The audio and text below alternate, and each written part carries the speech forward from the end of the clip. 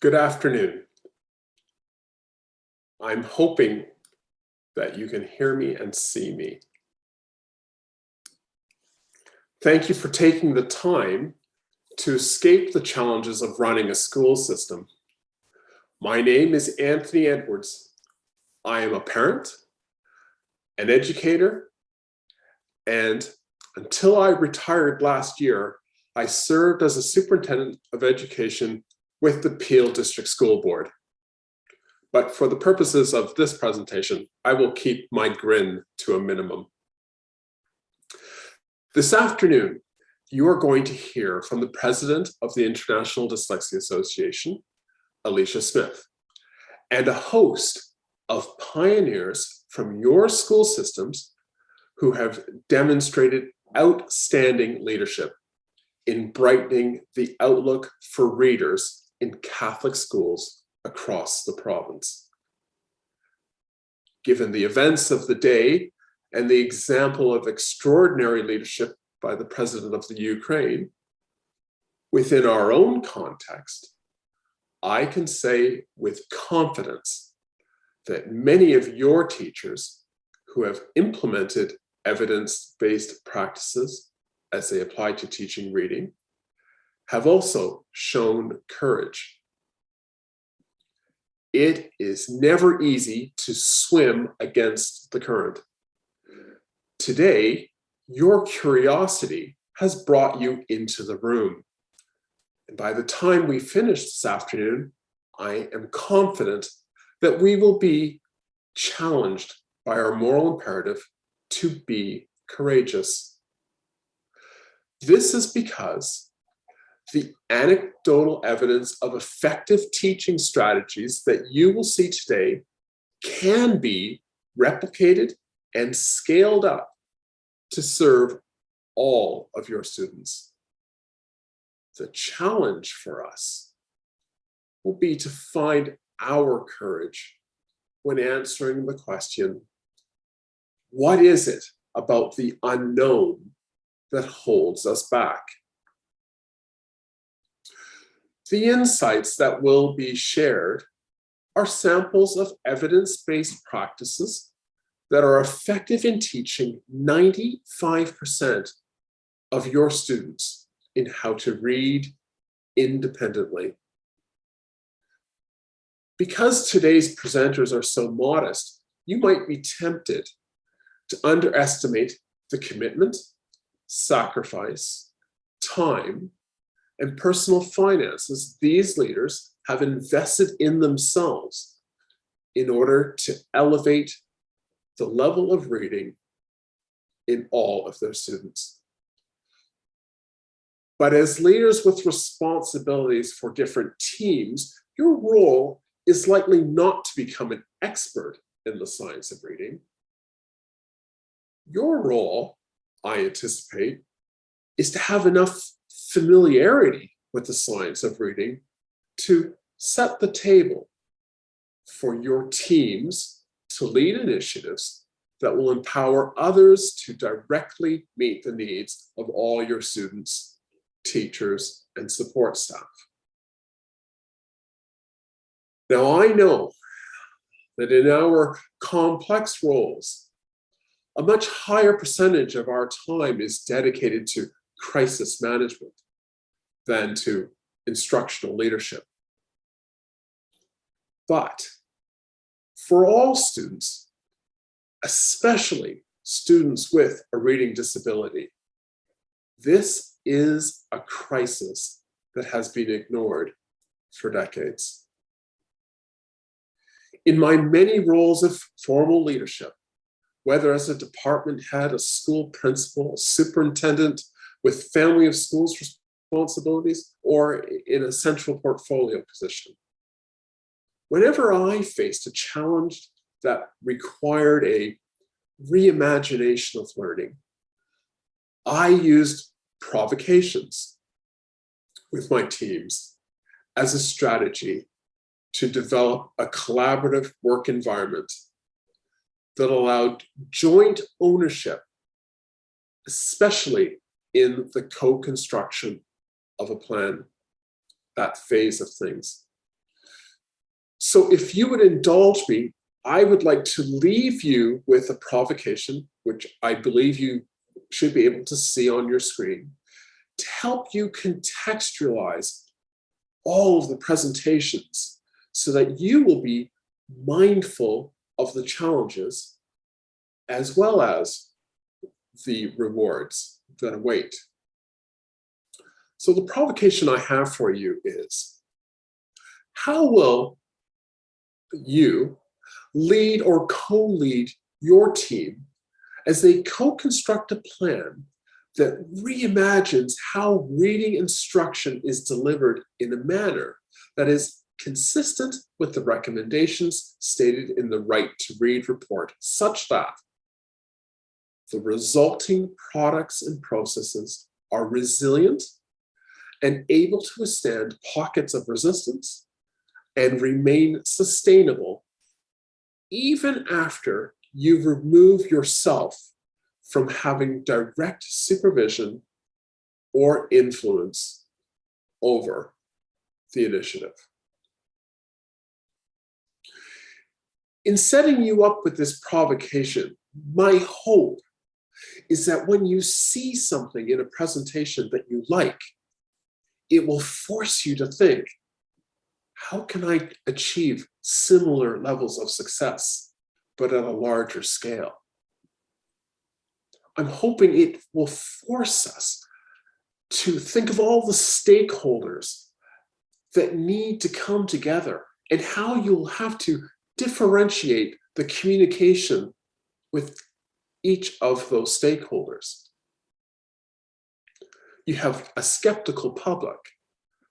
You'll have nervous children. You'll have challenging unions.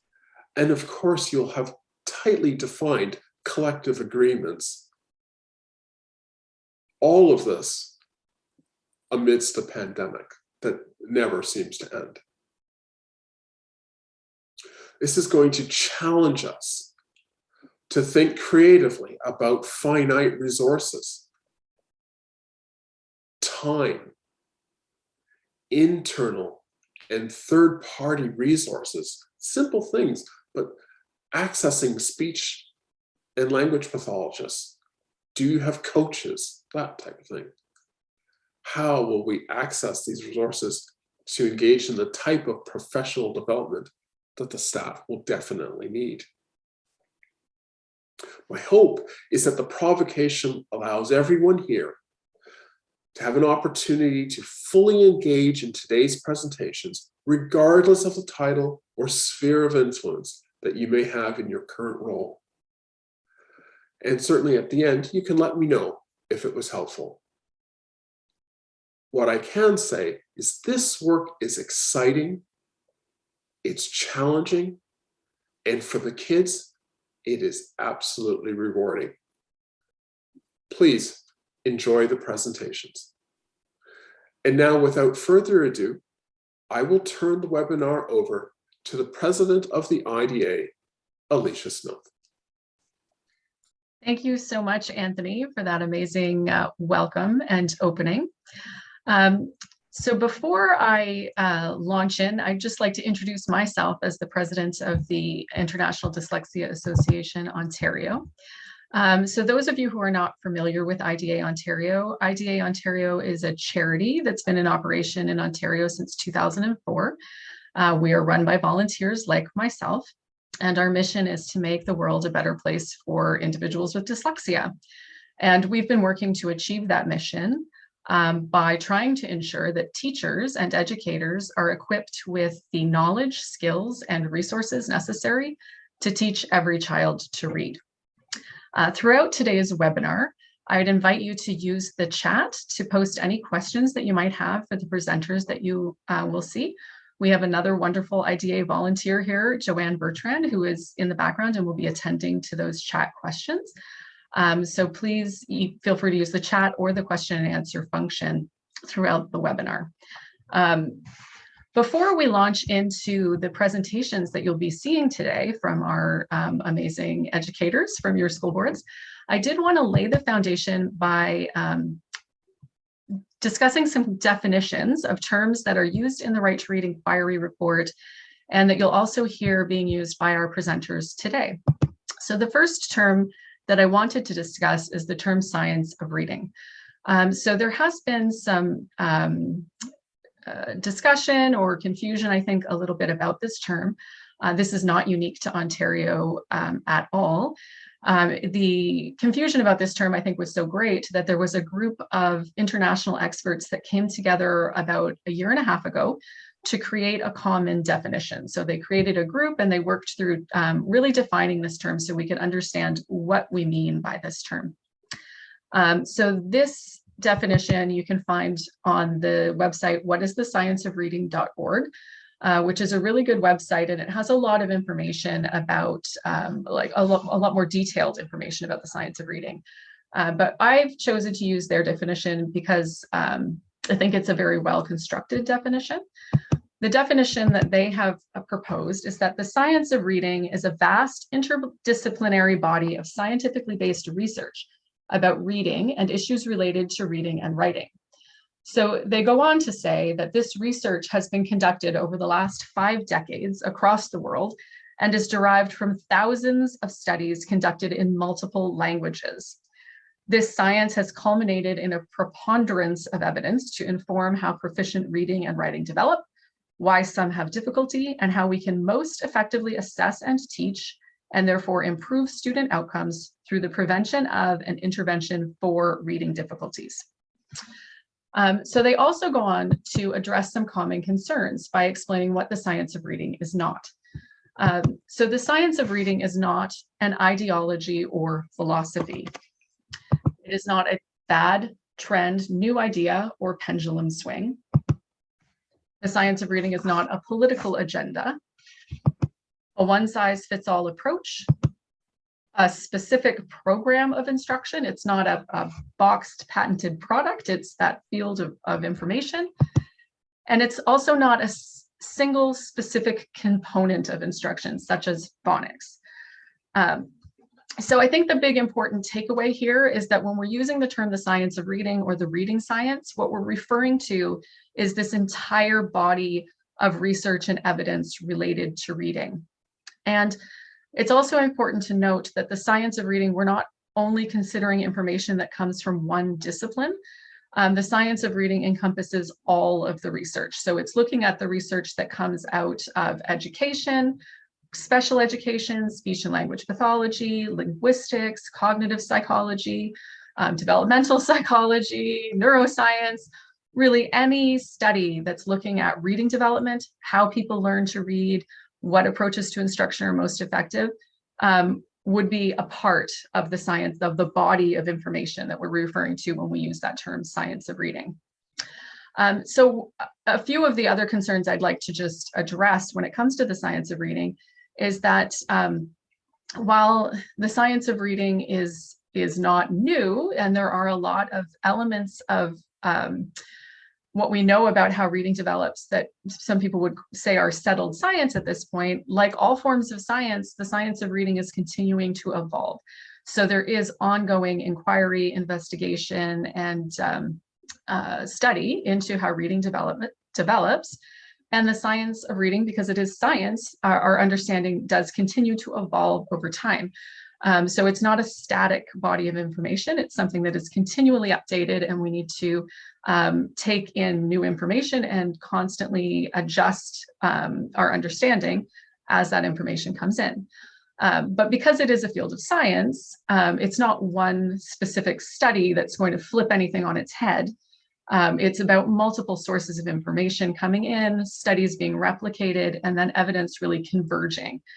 So changes in our understanding about reading, if they're based on the science, change very slowly and incrementally over time, much like we do in healthcare, as opposed to something that would be more driven by a fad or an ideology that might change dramatically overnight. And we have seen a lot of that pendulum swing, you'd say, in education. So by embracing an evidence-based approach, we can really halt that pendulum, stop it from swinging entirely, and really gain a lot of stability in education. So it will be changing incrementally over time. Another term that is going to be used a lot in this presentation and is also mentioned quite a lot in the OHRC report is the term structured literacy. So structured literacy is an approach to instruction. So the important thing to note here is that structured literacy, again, it's not a program, a specific published box of anything. There certainly are quite a few programs and products on the market that would market themselves as a structured literacy program. But as with anything, I'd say very much buyer beware. Structured literacy itself is an approach. You don't need to purchase a specific program to do this. It's really about how teachers are trained and the instruction that they deliver. So it is an approach to instruction, not a program. And this approach to instruction is aligned with the findings of the science of reading. So it's very much based on that. And then within the structured literacy approach, there are two categories of things that are defined. So the first part of structured literacy is that it defines what is taught. And the second part is, of course, how the components are taught, the components of structured literacy. So this article, there's a picture of an article on this slide here, Structured Literacy and Typical Literacy Practices. This is linked on the slide, and I will be sending these slides out in a follow-up email to everyone. This article gives a lot more information about the components of structured literacy and how it differs from what they call typical literacy practices, which go by many names. But I think you'll find that to be a very useful and helpful article. So I would recommend that you do definitely check that out. So in terms of what is taught in structured literacy, it's really language at all levels. So I've certainly heard a lot of concern that the OHRC report is focusing only on word level reading. Certainly there is a big focus on that in the OHRC report because that was identified as an area of concern. But I hope that I can make sure that everyone understands that structured literacy is not just phonics and it's not just word level reading. It's really teaching all components of language, both spoken and through reading and writing. So within a structured literacy approach, of course, you're teaching phonemic awareness, phonics, spelling, but also teaching morphology, the meaningful parts of words, prefixes, suffixes, root and base words. Also teaching syntax, so that's understanding the parts of speech, grammar, the way that words are used in sentences, and semantics, which of course refers to the comprehension piece, which is obviously the point of reading. So this is both in terms of oral and written language. Often in the beginning of structured literacy approach, so all of these things would be taught throughout, but in the beginning of a structured literacy approach, that piece, the semantics piece, would be done a lot through oral language and read alouds, and before children can read independently. And as well, throughout a structured literacy approach, students are always supported as they work with many different kinds of meaningful text, stories, informational text, poetry, drama, etc. So in terms of how this is taught in a structured literacy approach, so these things are all taught systematically. They're taught in an explicitly and systematically. Systematically in that in a structured literacy approach, the teacher would teach the concepts following a planned scope and sequence. And that planned scope and sequence should be a multi-year planned scope and sequence. So it really needs to be one that is adopted by the entire school. If not, the board or the province would be nice. With a planned scope and sequence, we start with easy skills, building to harder ones, and scaffolding as you go. Structured literacy is also hands-on, engaging, and multimodal. So I think whenever the word phonics is used, people often come with ideas of kids sitting in desks working on endless phonics worksheets, which is very boring. That's not what structured literacy is about at all. It's very much engaging. And there's lots of opportunities for interaction. I should also say that within a structured literacy approach, there's always a very high degree of connection between reading and writing, that those are reciprocal concepts. Structured literacy is also diagnostic and prescriptive. So this is where it's not a one-size-fits-all approach. The teacher is very much monitoring as the lessons go on, adjusting pacing as required, and really checking in with the students constantly to see which students require additional instruction or perhaps additional practice with the skills that are being taught. So I hope that that has laid a little bit of a groundwork for those terms. There's certainly a lot of information about the science of reading and structured literacy to unpack. And we do have more information about that on our website that you can find. And there are some additional resources linked at the end of these slides. But I'd like to get to the main event today, which is some presentations from your members, which is very exciting.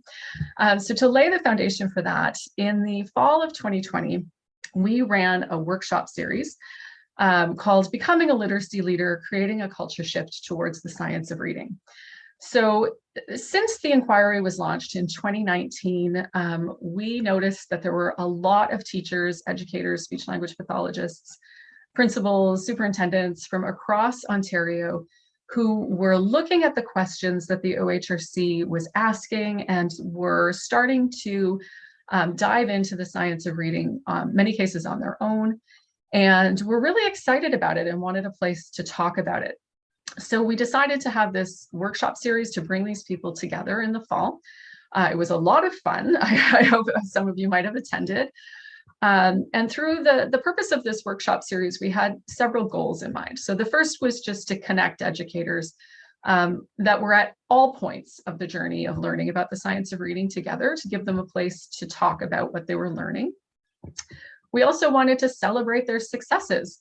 I have the opportunity of speaking with teachers from across Ontario who are bringing structured literacy into their classroom, and they're experiencing amazing success. And those stories are just so wonderful to hear, and I wanted to share them with everyone because they're very motivational. But also, I do hear about the challenges that teachers are facing, so we wanted a chance as well to really identify those challenges and then help. I also discussed strategies for overcoming those challenges. And then throughout the workshop series, we gathered information from all of the teachers who participated so that we could put together a bit of a roadmap or a plan to help school boards to move forward with implementing the changes that we anticipated were going to be in the Right to Read report. And that, of course, is what we're doing with you today. We're sharing the information that we gathered. So just to lay a little bit of the foundation about what we gathered during this workshop, we had 907 participants from across the province, representing 55 different school boards and First Nations educational authorities. And the good news is that the overwhelming majority of our participants, 87% in fact, said that since the launch of the inquiry in 2019, they could point to some positive changes that their school or board was making in regards to literacy instruction. So that was fantastic to hear. We also asked all of the participants how they first heard about the science of reading, or how they began to learn about the science of reading.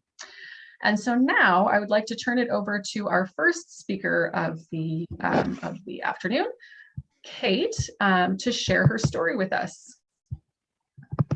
If you'd like to join Kate, thank you. Good afternoon. My name is Kate Nguyen, and I've been teaching for 21 years with the Peterborough, Victoria, Northumberland, Clarington Catholic District School Board. When I first switched to kindergarten 6 years ago, I was very keen, following the program document and everything I was told about how to teach literacy, but I wasn't seeing results. My own daughters had learned to read with ease, which gave me a skewed idea of what most students needed. While I was teaching phonics, it was only one letter sound combo per week, and kids didn't seem to be able to apply that knowledge to their reading or writing, nor were they using the pretty word wall on display. I knew very little about phonemic awareness at the time, so it wasn't a focus in class. And I was undermining my phonics instruction by using predictable leveled books and teaching strategies like eagle eye, look at the picture if you don't know the word, because I was told that if they could guess the word, then they were reading. And while it was clicking for a few kids every year, it wasn't enough.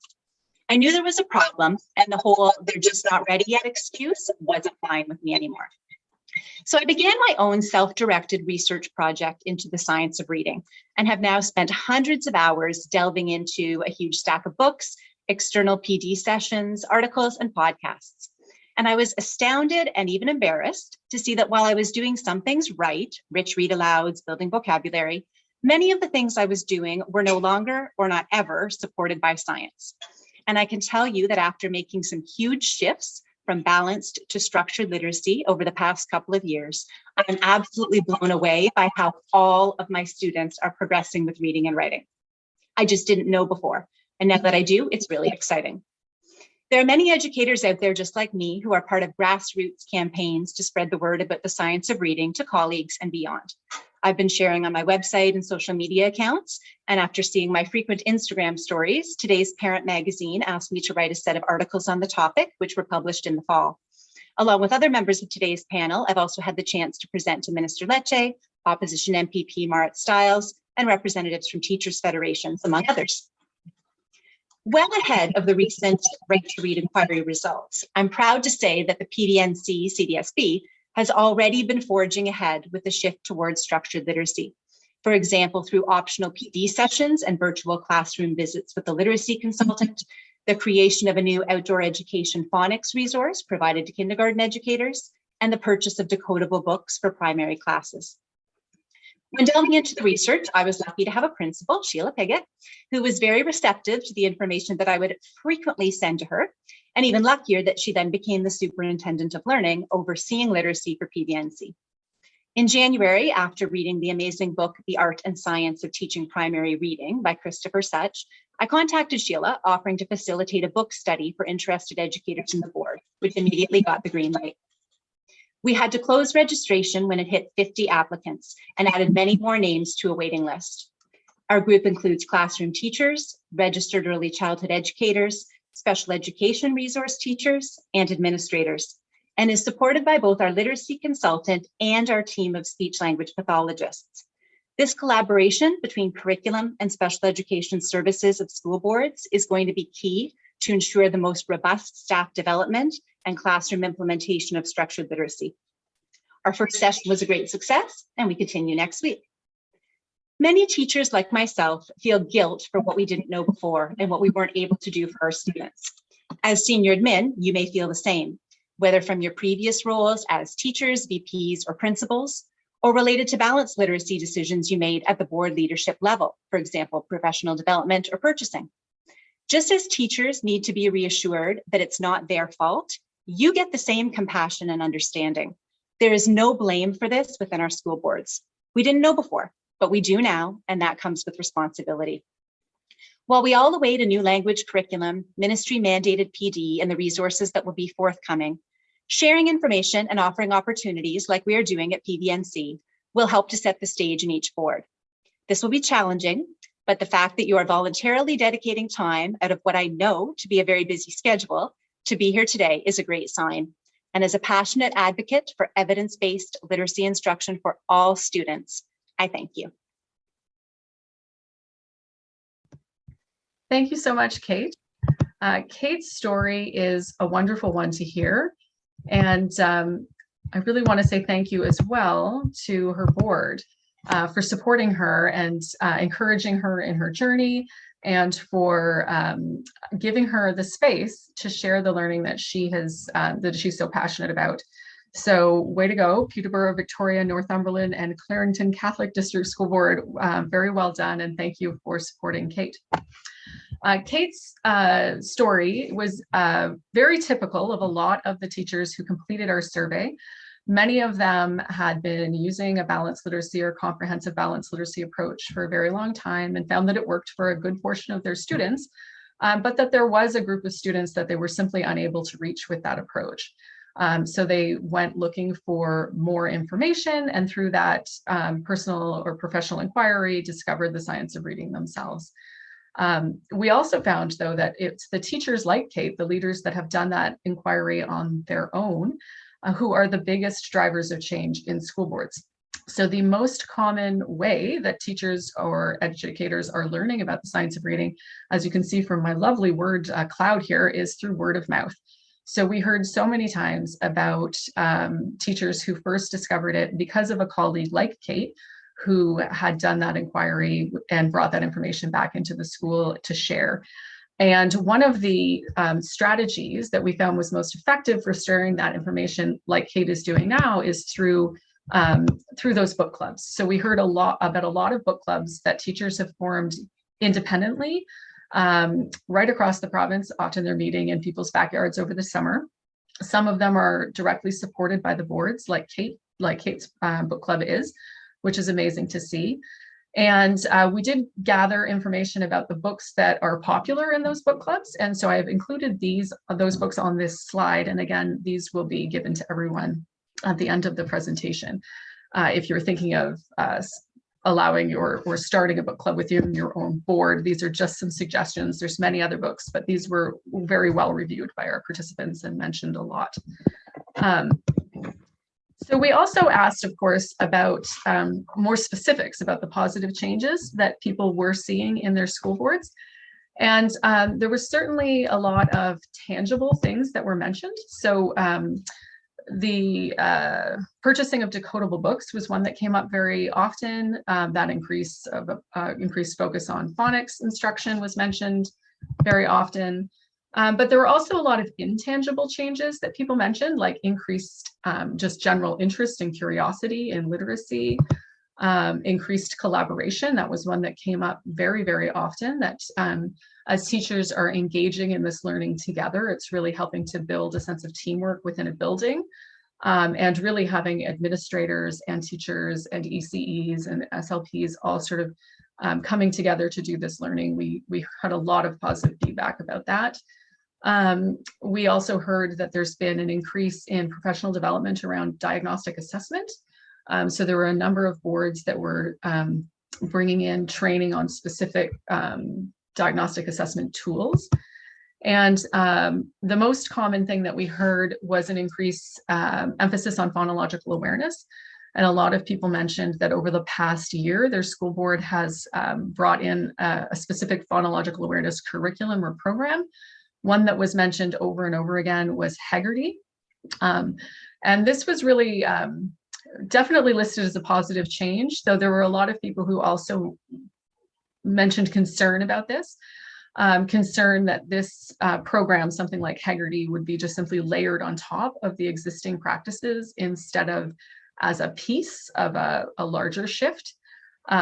However, in many places, I do see it being used as a stepping stone, which would be an appropriate use of a program like that. Certainly a phonological awareness program or doing explicit phonological awareness instruction is a part of a structured literacy approach, but it's definitely not the whole thing. But I would list that definitely under positive changes. But our next speaker, Mara, is going to share the story of the positive changes that she has experienced in her own school board and in her classroom as she's started to transition her instruction. So I'd like to turn it over to you, Mara.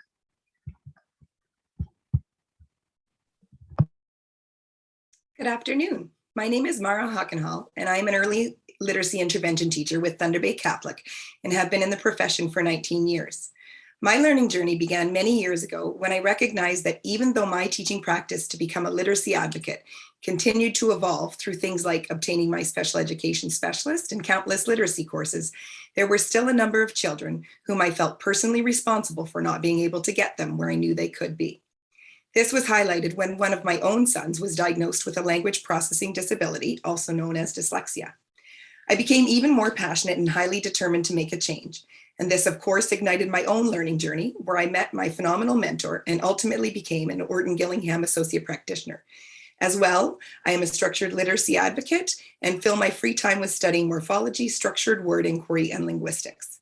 I truly have to say becoming part of IDA Ontario and joining the fight for the right to read for all children was foundational in the shifts I have made professionally, but almost equally at a personal level.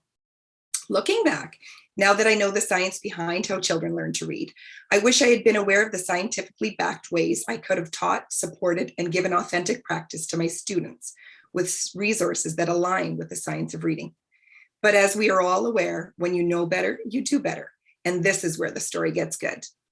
Bringing structured literacy into my classroom was the single most important and best decision I have ever made in my teaching career. As I began to teach multisensory, explicit, and systematic instruction in literacy, my world and the world of my students began to vastly change. For the first time ever, all children had access to the amazing world of words, and everyone was making progress. I noticed changes in their behavior and engagement, even with the little ones who would generally struggle. In them, I saw a new sense of confidence as they began to use their new skills in the classroom. What is interesting to note, however, is that even the strongest readers weren't strong at encoding, which was somewhat unexpected. However, once they were armed with the knowledge of applying explicit skills being taught, they also showed huge gains. The children were bursting with an eagerness to learn and felt extremely proud of their own accomplishments and hard work. They couldn't wait for time to learn a new piece of the code or share their new learning with others at school and at home. The students were hungry for instruction and literally ate up the new concepts, spelling patterns, and strategies they were being exposed to. What's more, these new ways of learning began to surface in their play and exploration. When students had free time, they would often engage in role play, instructing one another with encoding, decoding, or proper letter formation instruction. The reason I am here today is to share my genuine gratitude and appreciation for the support of our amazing school board, specifically our fantastic superintendent who was open to this shift in teaching literacy to all students differently. I am fairly confident that I have overshared information, resources, articles, and multiple learning opportunities over the past few years. Alongside our superintendent, the director of our board, as well as our special education coordinator and elementary curriculum coordinator, all became involved in countless meetings, literacy seminars, webinars, and focus groups to support our shift in bringing structured literacy to our children. Everyone took a vested interest in making things better. Our board has long embraced the RTI model, but has recently begun using a special education lens to propel our moving forward.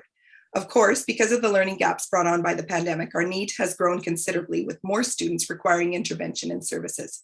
But we are finding ways to personalize education for every student in the classroom, as we know that having explicit and systematic literacy instruction is not only good for those students who struggle, but good for all.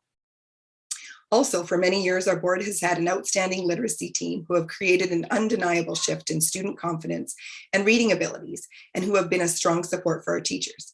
And then something very exciting happened this past year, and our early literacy intervention team was born. I am blessed to work alongside extremely dedicated educators. In fact, all members of our team have taken foundations, learning about and making sense of our English language using the Orton-Gillingham approach with a phenomenal mentor. And we are continuing to learn about implementing structured literacy in our classrooms. The board has graciously provided funding and release time for this. The best part is that the literacy intervention team are in the schools, present and making change daily in our primary and kindergarten classrooms. Most recently, we have applied for and received funding from the Learning and Innovation Project to create a literacy development course for educators after school hours within our school board. There are presently 60 participants signed up and eager to learn about the science of reading, structured literacy, phonics, phonemic awareness, morphology, and orthography, just to name a few. I know I speak for all of Thunder Bay Catholic when I say we have a sincere desire to continue to learn more and more, and will shift our practice as more insight is gained. As for myself, since I began my journey years ago, I have been studying and implementing new learning consistently in my teaching, and the students are thriving. There are so many success stories that truly fill my heart with joy, as well as parents sharing positive noticings, and more teachers are coming on board with everyone wanting to truly do better for our students. The science of reading has shown us that explicit instruction is required to unlock the code one piece at a time. Simply knowing the letters and their spelling patterns isn't enough. By giving our students plenty of practice to master these skills to the point of automaticity, and by providing them with resources and opportunities to successfully apply these skills, we unlock the world of words for all learners. Every child deserves this opportunity. It's a golden ticket. I am so unbelievably proud of our board and the work everyone has done to create a place where all children are able to learn. We share great enthusiasm and celebrate the successes we are seeing right before our eyes. And I truly believe that although there are many children I wish I could have helped sooner, I'm sure we all feel that way, we are changing the course of history here. Thank you so much for this opportunity to share. Thank you, Mara. That was wonderful to hear. And I've been following along with Mara and her journey at Thunder Bay Catholic for several years now. And it's really exciting to see the support that Mara's received and the enthusiasm from the team especially in that training of the coaches. That's just fantastic to hear. So thank you so much, Mara, and thank you, Thunder Bay Catholic, as well for your support and your ongoing work in terms of equity for students. So I'm just going to share my screen again, and it looks like my presentation stopped accidentally here. Sorry about that. So in addition to asking our participants about the positive changes that they're seeing in their boards, we also worked to identify the challenges that they're facing when trying to transition their instruction, as well as the solutions to those challenges. And so our next set of speakers are going to speak to the three broad themes of challenge that we identified. So the three themes were, the first one is simply gaining the knowledge and skills. So the science of reading itself and structured literacy, there's a lot of information out there. It can be very overwhelming to try to navigate that information on your own, and confusing, honestly, because there is so much information. So the speaker who is going to speak next is Stacy, and she's going to talk about her experience with navigating that information and how, with the support of her board, she's managed to do that. So I will turn it over to you, Stacy. Thanks, Alicia. Good afternoon, and thank you for taking the time out of your busy day to listen. My name is Stacy Morrison-Hadden, and I'm a literacy consultant at the Durham Catholic District School Board. First, I would like to say how excited I am to hear the results of the Right to Read inquiry, because I not only relate to this issue as an educator, but also as a mom of 3 boys who struggle with reading and writing. Today, speaking to you, I have hope. A few years back, just before my oldest son was diagnosed with dyslexia, I felt alone, worried, and even embarrassed that I didn't know how to help my son learn to read. Not long after he entered grade 1, everything began to change. His love for books began to fade as he began to fear that I would ask him to take on the painstaking task of trying to decode words he did not understand. As the years progressed, so did his frustration, his tears, his resistance to read. This happy-go-lucky child changed before my eyes. We ended up spending thousands of dollars to have him privately assessed because I knew it would take years to do so in our education system. Going with a private assessment was absolutely what we needed to find out why he struggled and how we can help him. However, in doing so, I recognized our privilege, and I felt guilt and anger because too many children did not have this opportunity. As a classroom teacher, I knew students had to wait until at least grade 3 to even be considered for a psychological assessment. These children would miss years of necessary intervention. When my husband and I finally sat down to hear why our son was having such difficulties in school, we were shocked to hear the results. I will never forget when the psychologist turned to me and said, "This is classic dyslexia."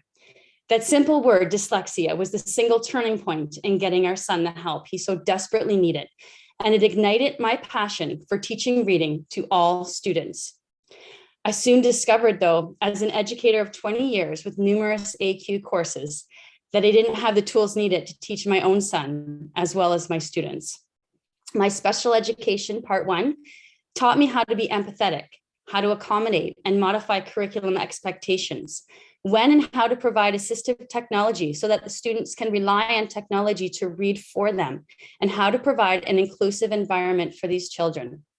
But I ask you to put yourselves in the shoes of a child who struggles to read. How included do you feel when you cannot read the assignment? How included do you feel when you cannot finish your work on time because it takes so long to read the question and then get your thoughts put on paper? And then you miss recess because you need that time to get caught up, the most exciting time of school. This is the life of our struggling readers in Ontario right now, and I can assure you it does not have to be this way. I also have my specialist in teaching English language learners. These courses taught me how to use culturally diverse books at the students' reading level, how to welcome newcomers to Canada, and how to move children on the STEPS continuum and meet students where they're at. And I loved this learning. However, once again, I was not taught the tools on how to teach decoding, how to teach the sounds that graphemes make that are necessary components of teaching students to read. The understanding that kids who have dyslexia or struggling readers can be taught to read is so vital. Yes, they will be slower, but yes, they can learn to read. And I can attest to that because I've seen my own children go through intensive reading intervention privately, and I have seen the progress. I have seen the confidence that comes with being able to read. Not long ago, I went snow tubing with my middle child, and he told me that we weren't allowed to slide on the tubes on the flat ground. And I asked him, "How do you know that?" He looked at me with confidence and pointed to a sign and said, "I read the sign." Doors were beginning to open for him. He was being empowered. He was learning to read. A few years of reading about the science of reading and structured literacy, volunteering with the IDA, and taking courses that align with the recommendations outlined in the Right to Read Inquiry, I feel much better equipped to teach students how to read. Today, I'm thrilled to say that I'm part of a board that is proactive with implementing some of the recommendations of the Right to Read Inquiry. In our anticipation of the results, our superintendents, Mariah O'Reilly and Susie Lee Fernandez, have taken the time to support our consultants and our teachers in moving forward with structured literacy. Our board is currently putting myself and 2 other colleagues through the top 10 tools put on by the IDA, which is a course based on how to teach reading using evidence-based instruction. All 3 literacy consultants, through our own interests, have taken it upon ourselves to do Orton Gillingham Practical Linguistics Part 1, where we learned how to teach reading explicitly and systematically. It gave us the ability to take the guessing out of reading. We are collaborating as a team with various experts across our board, as well as reaching out to other boards in Ontario. We're collaborating with speech and language pathologists, PSTs, to create strategic plans on how to begin to implement structured literacy. For example, we're looking at kindergarten next year to include phonemic awareness, decodable text, screeners, and assessments that all align with structured literacy. We're also continuously expanding our bank of resources to align with structured literacy, as well as putting on a variety of workshops. And it's important to note that teachers are giving up their lunches as well as their after-school time because they want to learn this. They've also been welcoming us into their classrooms to work with them. Our board is eager to learn, and we are keen to work as a team to implement these exciting changes. We are at a pivotal moment here in Ontario, and we have the results on the Right to Read Inquiry that lays out exactly what the research says we need to do if we want to teach all students to read. We cannot dismiss these findings when we know we truly can change the lives of our children. Thank you for your time today. Thank you, Stacey. And it's wonderful to see that your board has proactively decided to invest time and board resources in training the literacy consultants. Stacey mentioned that she's taking the Reading Teachers Top 10 Tools course. She and her team are taking it through IDA, but that is a course that anyone can register for. It's an online course. And I will say as well that in the public section, Ottawa Carleton has put 30 some odd of their literacy consultants through that course last year. And right now that group of literacy consultants is using that course to train over 300 kindergarten and grade 1 teachers using that course. So those teachers are being supported by the literacy consultants. So it is accessing those online courses is a good way to build capacity. And it offers a framework for that training, and they can be quite cost effective as well. So in the slides that I will be sending out afterwards, I have put a list of other training options because there are quite a few different online training options that are available if anyone is interested in those. The next area of challenge that that we identified was really the challenge of resources. And so our next speaker, April, is going to speak to that challenge and also how they are meeting that in her board. Thanks, April. Good afternoon. My name is April Hackenhall, and I'm one of 5 speech language pathologists with the Catholic District School Board of Eastern Ontario, where I've worked for over 20 years now. I'm so happy to have this opportunity to speak with you today about how our team has moved along with evidence-based reading instruction in our school board.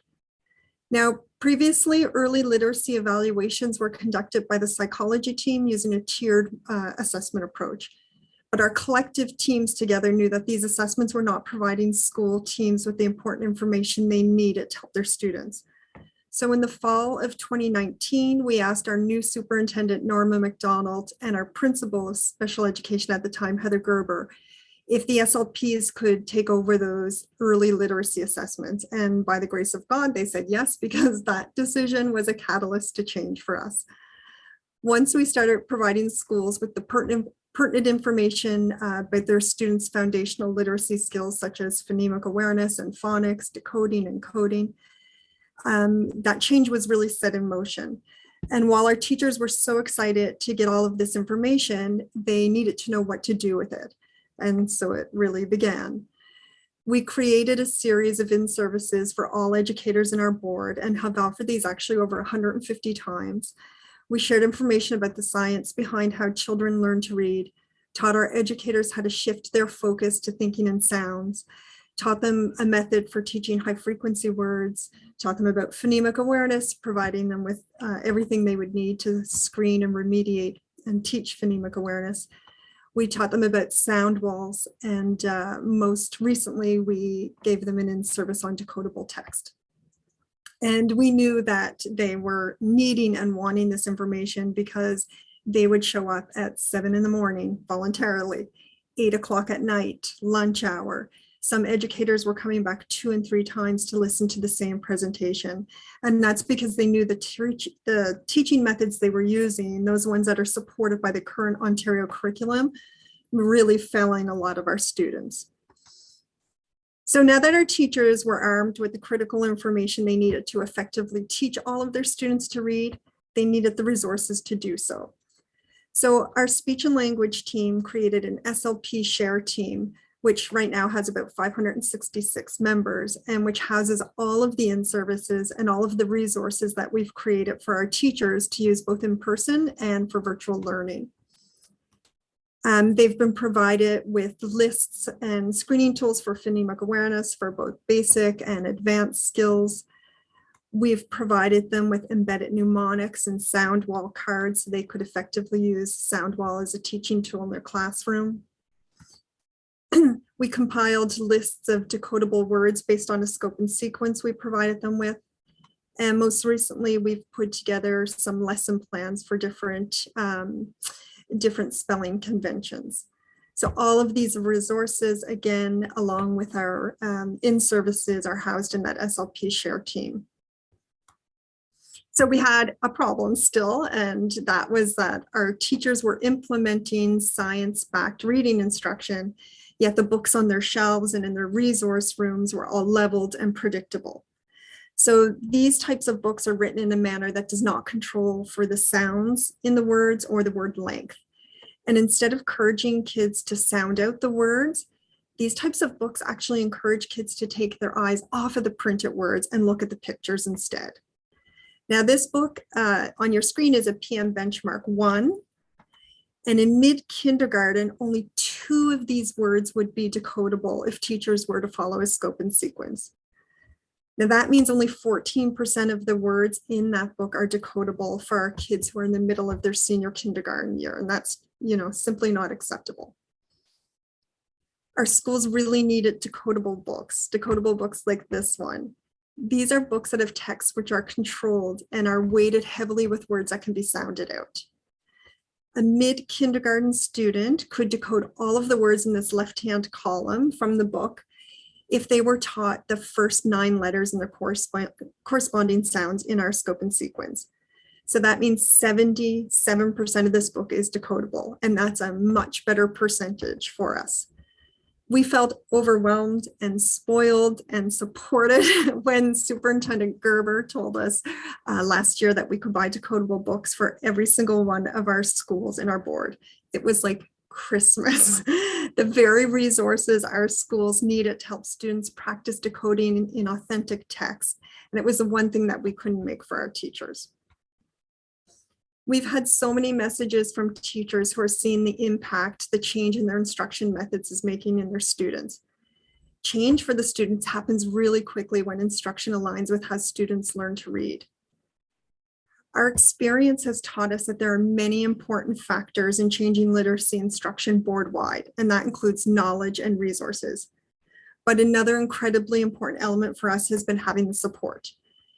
Our principal of special education, Renee Rosan, and our current superintendent of special education, Heather Gerber, have trusted us since day one, and they've supported us in our journey to educate teachers on how to best teach their children to learn to read, as well as to give them all the tools they need to develop their children's reading circuits. When you teach children to read in this manner, they will become stronger spellers and stronger readers, and that's exactly what we're seeing at the Catholic District School Board of Eastern Ontario. Thank you. Thanks so much, April. That was fantastic. So that issue that April mentioned of the mismatch between those leveled books that we have in the classroom now and the teaching that would be happening if you were following a structured literacy scope and sequence was mentioned over and over and over again in our survey results from those 900 teachers. The other thing that was mentioned very often was just creating the lesson plans and vetting the resources. So it takes an enormous amount of time to do that. And for individual teachers to be expected to put those resources together on their own is just unreasonable. They're not given enough prep time to do that by any stretch of the imagination. And especially if they're new to the learning journey themselves, a lot of them mentioned feeling not confident in their own ability to do that at this point in their learning journey. So having a board team that can put together a central set of resources that are available to everyone, that are vetted, that is just so important. And congratulations really to Eastern Catholic for doing that. And for April's team, I've heard from your board members a lot of really glowing reviews about the work that you have done there. So thank you. The biggest challenge, I would say, from our participants, though, was the challenge of leadership is what we knocked it down to. So there were a lot of people within the surveys that spoke about challenges with certainly the curriculum not being very specific, so they weren't exactly sure what they should be doing. And then also speaking to getting mixed messages and conflicting advice throughout their board. And we did identify through the process of the workshop series a few definitely school level leadership success stories. And we identified one board-wide level leadership success story that really stood out from the stories that we were receiving. And I'm so excited that I can introduce our next guest, who is David DeSantis, the director of the Algonquin and Lakeshore Catholic School Board, who will introduce his team. And I think you will all really enjoy hearing the story of how Algonquin and Lakeshore have really risen to this challenge. So I'll turn it over to you, David. Thanks, Alicia. Can you hear me?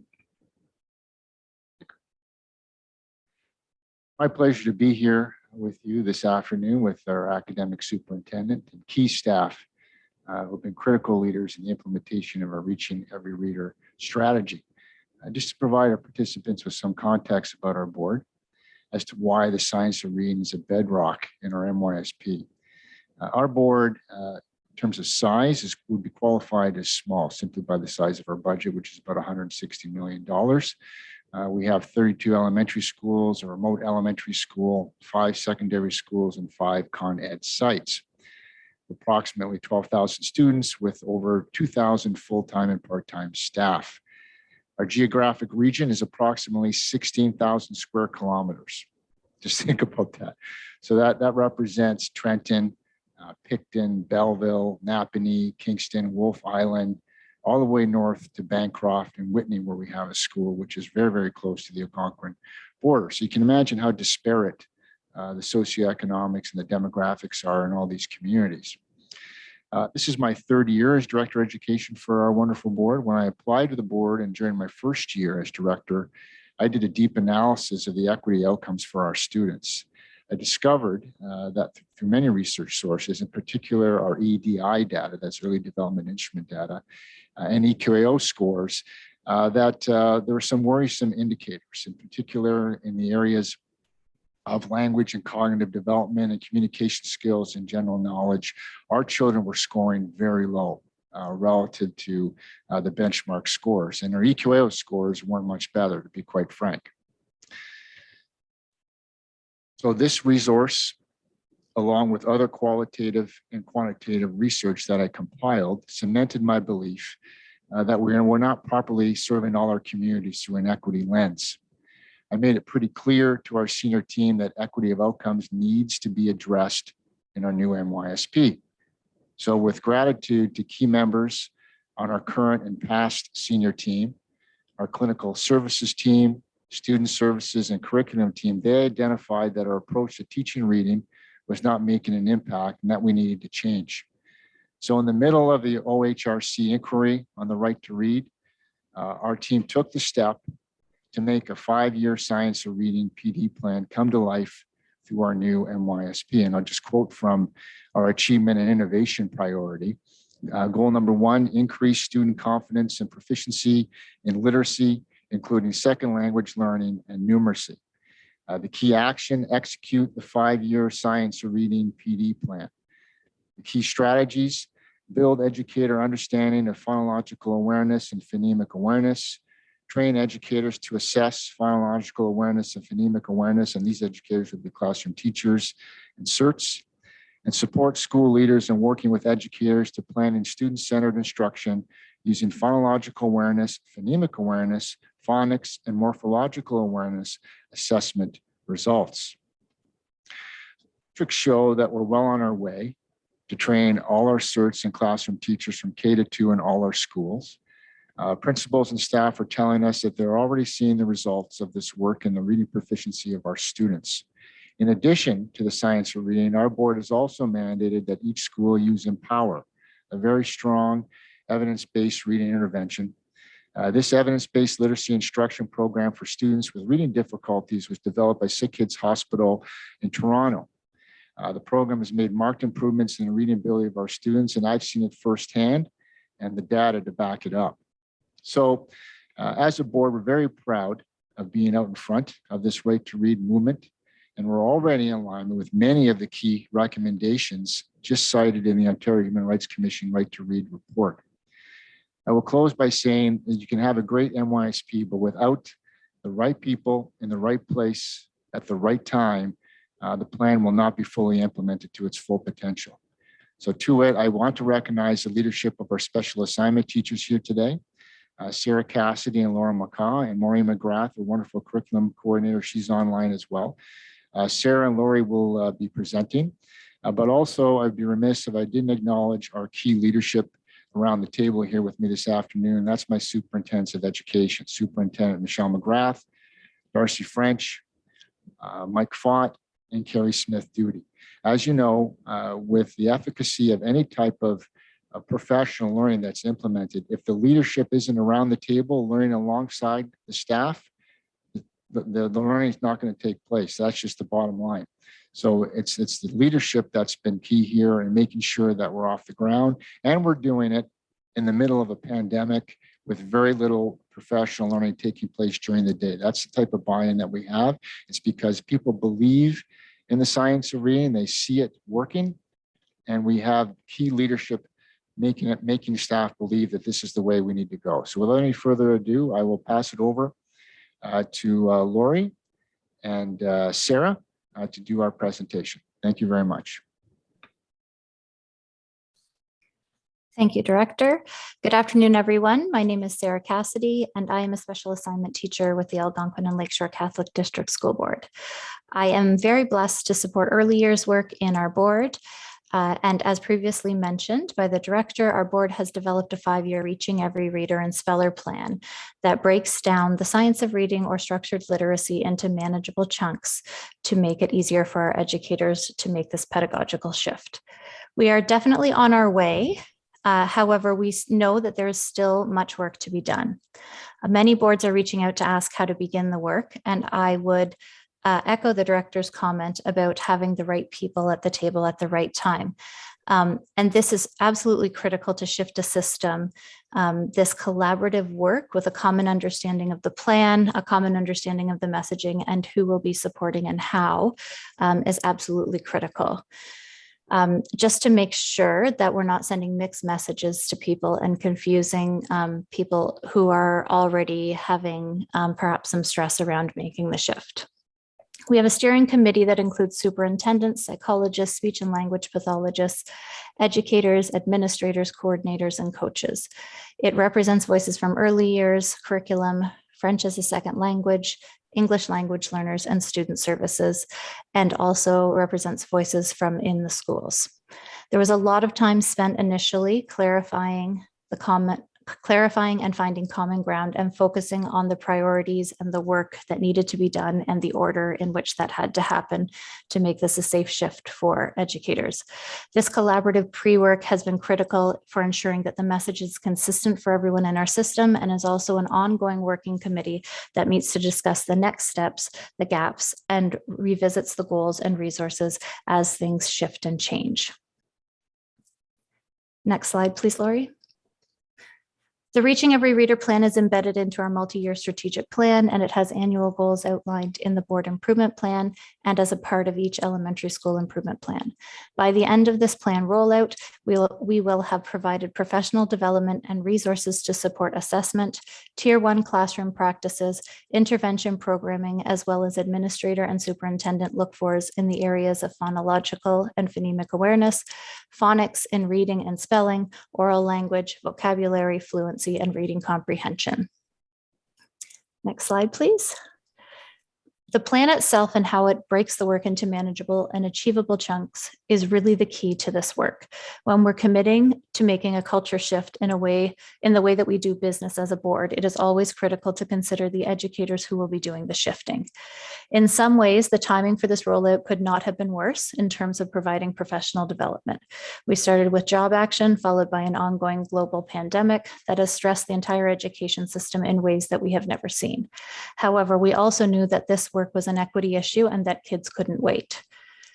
So in another sense, the timing was perfect, because as we were hearing from more and more educators about how what they were doing was simply not working, and how they didn't feel equipped to teach kids to read. And so there was a collective sigh of relief and thirst for this knowledge at the same time, which is very similar to what we heard from Kate's story. As the landscape of educator stress and occasional teacher shortages came to an all-time high, we also pivoted and were responsive to this new reality. We offered options for learning and worked with school administrators to figure out what would make the most sense in terms of staff readiness and stress.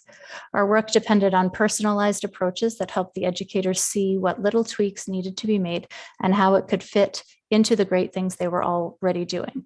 This was not about throwing everything out. It was about being critical about what things in the classroom aligned to the science and what didn't, and about really truly knowing the learners in front of you and being responsive to what they need. Educators have been shocked about how little it takes to move kids forward. And with that, I'll pass it over to Laurie.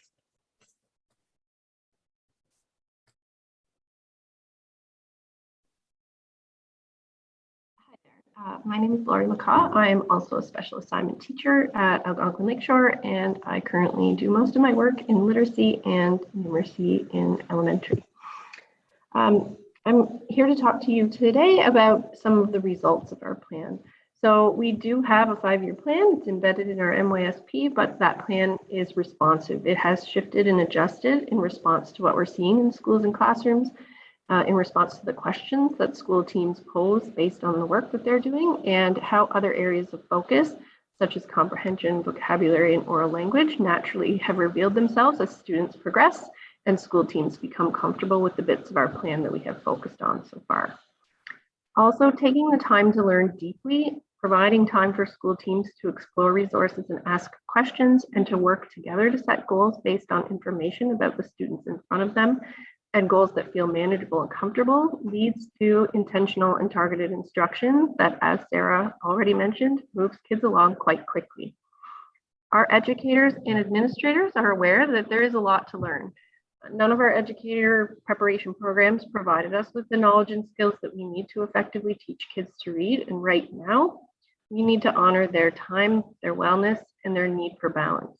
While we are gentle in our approach, we maintain a sense of urgency because our kids can't wait. So the way that we do business, working for students, through and by the adults that are there for them, is responsive and respects the dignity of all the people who are involved in the work: kids, ECEs, teachers, school leaders, and ourselves. A ton has been asked over the past 2 years, and more is being asked now. So being responsive and respectful and tailoring plans and goals to the unique circumstances of school teams and or to individual educators helps us build trust. And we need that trust because part of our work with school teams involves supporting educators to collect the information that they need using a variety of tools and regularly checking in along the way. So asking educators to collect more data is not always well received due to past experiences that saw many assessing students and collecting data that ended up in a folder because no one really knew how to use it to inform their instruction. So in terms of our Reading Every Reader initiative, using assessment tools with each student and then using the information discovered to create class profiles has been a game changer for our educators. Class profiles are being used in multiple contexts in our schools. Some are used alongside phonological awareness skills screener of the past. Others are used to take stock of which phoneme grapheme correspondences students have mastered and those they need to work on. And still others focus on more complex phonics that some of our older students continue to work on. Our profiles are set up so that when student information is entered, the cells automatically color code to red or yellow, indicating a need for instruction or practice, or to green to indicate that the student is already demonstrating a skill. This color coding makes it easy for educators to see what skills to target in whole group instruction and what skills they can work on with small groups of students. And all of that has led to increases in both self and collective efficacy. So once our educators know what skills to target, they're focusing their instruction and practice in those areas and turning cells in their data sheets green for students when they see the skills demonstrated accurately and consistency. Educators can see this mastery during small group instruction, through children's play, or through a quick check-in. Watching the class profile sheet turn green over time has truly impacted educators' feelings of self-efficacy. Upon arriving at schools, we are often greeted by educators who are literally dancing down the hall with their greened up class profiles, excited to share how much their students have learned. We also receive emails with photographs of their class profiles over time from educators who are amazed and proud of their students' progress. These teachers and early childhood educators can truly see that what they are doing in the classroom is having a positive impact on students, and that short bursts of teaching and practice throughout the day really does work. This leads to even more motivation to continue the work and has an impact on how this work spreads within and between schools. Within schools, collective teacher efficacy builds when the educators themselves feel confident in not only their own ability to teach kids how to read and write, but in the ability of the whole team collectively to teach kids how to decode and encode. Setting goals together ensures that all educators in the school team have a voice in the process. And then, according to John Hattie, team members work together to try out a plan and examine evidence of impact. When teams see results, they continue on. When they don't see the result they were looking for, which is bound to happen along the way when we're implementing something new, teams examine their practice, refine their plans, and try again with increased focus on what may have been missing the first time through. In our work, checking in with teams along the way during pre-established check-in points, maybe 4 or 6 weeks after goals were set, allows us to help school teams to really see the impact of their work, to take time to really feel the joy that comes with working together through a challenge, and to encourage the whole team to take time to celebrate their success. Thank you.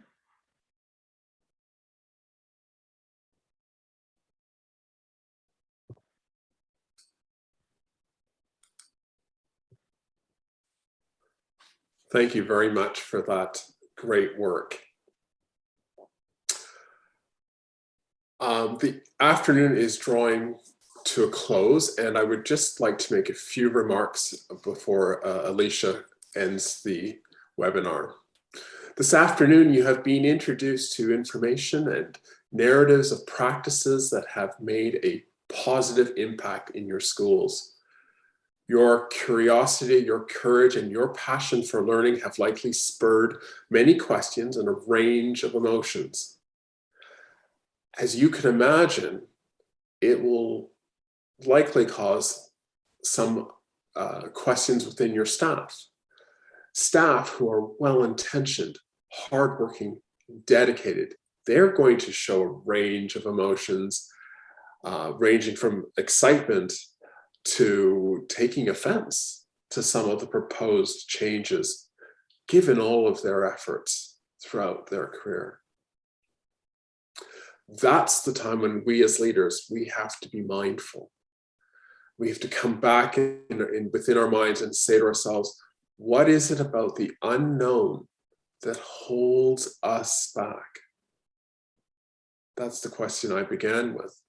And knowing that there will be this range of emotions, including leaders, you will have daunting challenges of always listening to understand. Shaping the learning stance with staff takes time and patience. Shaping the learning stance must allow opportunities for dissent to be heard and for a sense of loss to be acknowledged. Some of the language in the OHRC report may be seen as inflammatory to some educators, but that is not in our control. As leaders, we have control in the manner in which we receive the dissent and nurture the professional growth of our staff. So I, as a strategy, always encourage everyone to leave that invitation to be open for those who will initially be upset so that they can jump back on board. And we need to let them know that we value their expertise. We want them to have that opportunity to share it and contribute their practices that are consistent with evidence-based learning. Sometimes we have to dig deep as leaders and remind ourselves of this, but if we do that, it keeps all stakeholders engaged in the process and gives them ownership over the process in the end. So I thank you for your time this afternoon, and I'll just leave one last remark for our president, Alicia. Thank you so much, Anthony. And I just want to say thank you as well to all of our educators who presented today from the 5 boards. Again, we heard many stories happening in really all of your school boards that are very positive, and that is fantastic to hear. And I really thank the leadership of the team of Algonquin and Lakeshore Catholic, especially for being willing to step forward and to share their plan. And I want to thank all of you for joining us today for this learning opportunity.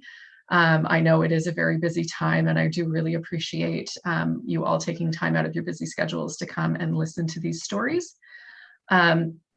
We will be, this session was recorded, and I will be sending out the recording. You're welcome to share this with your teams if others are interested.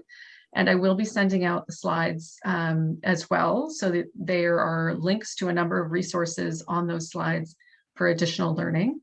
And then finally, for a further professional development opportunity related to the Right to Read Inquiry, on March the 25th, we are hosting a full-day symposium where we've invited international experts to come and help unpack the 5 major categories of recommendation from the OHRC.